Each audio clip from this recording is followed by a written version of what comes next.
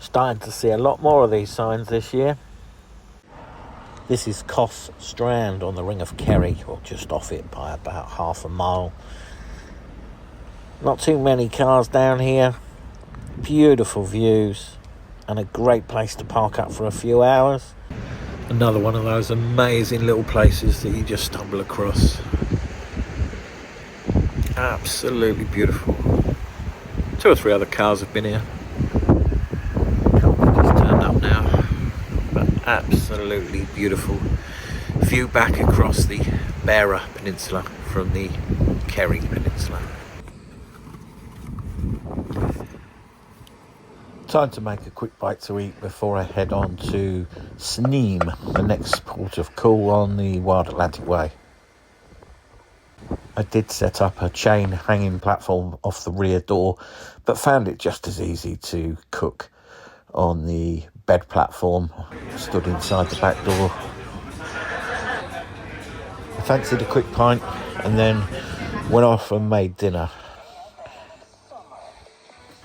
I did plan on parking here, same place as last year. Lovely little spot, quiet, not far from the river and also not far from the campsite.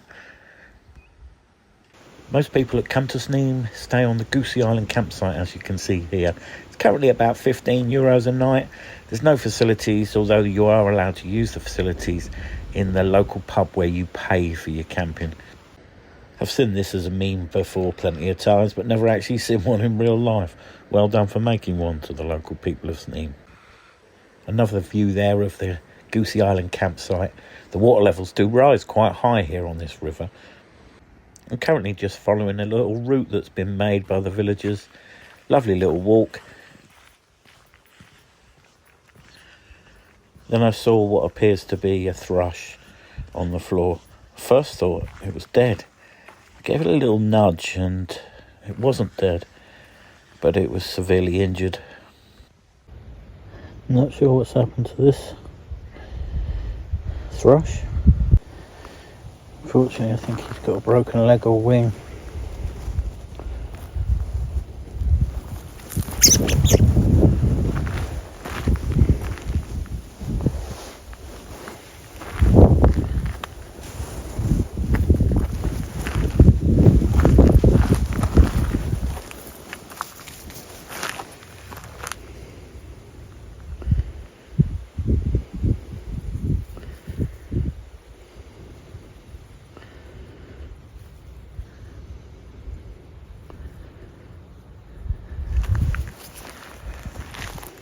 Gone again. When I did return to my car, I noticed this sign, handwritten, probably by an owner of a campsite, because it doesn't look official in any way whatsoever. So I parked up here in the centre of town. The funny thing about these showers is just how quickly they come from nothing to heavy rain and then back to nothing. I saw in a feed that somewhere in Wexford they had a hail shower yesterday or the day before, and the hailstones almost looked like snow on the ground, that they were so thick, and they were having to sweep them away from outside a shop. I don't know, I thought it was a prank at first, but it looked serious. There's people walking around in shorts and t-shirts and with 2 inches of snow, which is obviously hail that had just accumulated.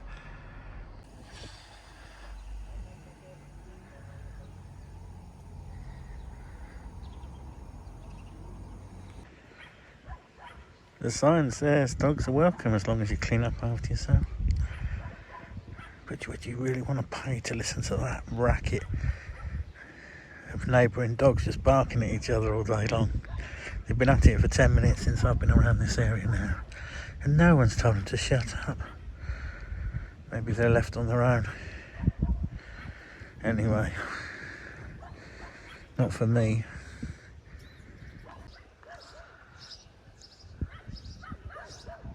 Still going. One yapping away. Guarantee that one's about 9 inches tall. The other one's bloody howling. The barking was much, much louder there in person. The microphone on my phone clearly hasn't picked it up. I spent the second night in exactly the same place. I didn't move my car all day. A lorry was parked up in front of me. There's no path on that side of the road. There's the view from the back window. Now it's daylight. A little bit of light leaking in. It rained all night long, and it's a foul morning as well. I will check the weather forecast for today and tomorrow, and then I will decide whether today will be a driving day or a non-driving day. One of the benefits of where I'm parked is I'm only 20 yards from the public toilets in Sneem, which are well looked after. So the weather today is actually going to be rainy lunchtime all afternoon. And I've got a really good drive ahead. And I want to save it to get the best possible footage. So, yeah, got a decision to make. Because I need to be somewhere Thursday. Today is Tuesday. And I've only got just over an hour's drive. There's a little cat coming into picture. But when to do the driving to get the most out of the scenery, but be in place for very early start on Thursday. Although I delayed my drive for 24 hours, the weather wasn't much better. And unfortunately, I went through some lovely areas where I should have got some really great views, but didn't. This is White Strand Beach on the Ring of Kerry, looking south. Looks a lovely little beach, lovely little bay. There were a few people bearing it. A few cars had stopped here before I got here, hence why I was parked on the end there. Then I moved just a few more miles down the road and found this lovely little place. Good little facilities, toilets, etc. I popped in the shop, bought myself some cheese and decided to have lunch here, a little picnic lunch. What a shame there's just no views today. I didn't realise at first that these are actually motorhome pitches here. There's a main site down the bottom of the hill, but these are an overflow site with electrical hookups, hence the facilities I saw earlier. Up till now, I've found cooking out the back of the car fine, but I do need to have some sort of tarp for when it chucks it down. I used to have two kettles, a much larger one and this little Trangia. The Trangia's brilliant, 600ml. I just fill it up with what I need to fill up my coffee cup. Fine, got rid of the old kettle. If I do need to boil extra water, I'll just put a saucepan on or something. My hand's not normally this shaky. I'm just using it left-handed and trying to film with my right hand and hold the lid on the kettle at the same time. Nescafe Azera coffee powder and some good water. Makes a bloody good cup of coffee. Good creamer on that. Once I'm done with the kettle or the pan or whatever's, or the toaster, whatever's been on the grill, I hang it up on this little hook up there to cool down. As I'm travelling alone, I make a lot of use out of the passenger seat area for storage, as you can see. This little seating pad is ideal for when the weather's been bad and the bench I'm about to sit on is already wet.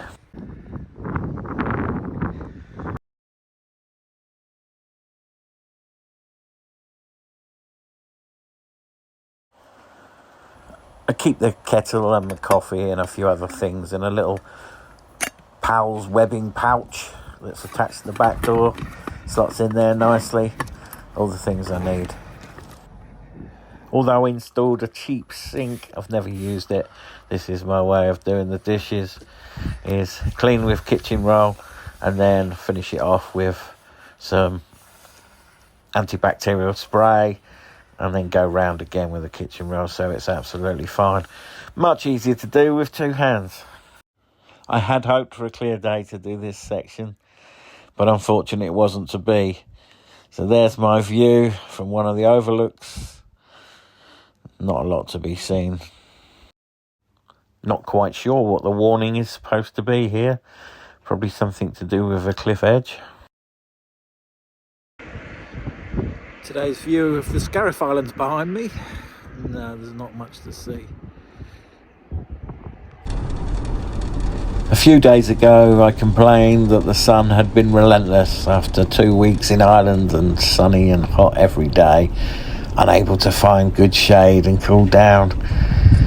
But 2 or 3 days now of just rain and mist and fog. I found that because I've travelled later in the year i.e. end of June this year compared to April last year, there's a lot more tourists about. Places are a lot busier, so you don't sit at the bar and chat to the barman. The barman's too busy serving large groups of American tourists. Last year I saw a few tour buses. This year I think I'm seeing 30 or 40 a day at least, and that's just the ones I'm seeing because they're going in the opposite direction. All tour buses on the Ring of Kerry go in an anti-clockwise or counter-clockwise direction. I'm travelling in a clockwise direction, which means that you don't get stuck behind 3 or 4 buses and just have a view of a bus. But it does mean that you have to pass them on some of the narrow bits. But I found the Ring of Kerry is ample road, not really a problem. So just bear that in mind if you ever drive it. Drive it clockwise if you want to go against the buses and not be queued up behind them.